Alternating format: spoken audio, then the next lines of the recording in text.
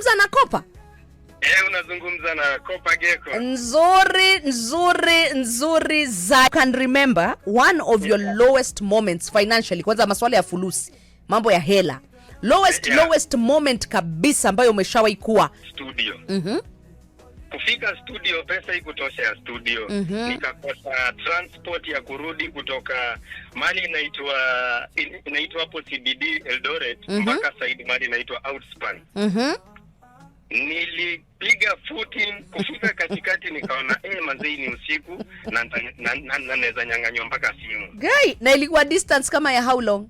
Like how many minutes? Inakuwa mali unalipa 8 bob ndio ufike. Hiyo ni distance refu.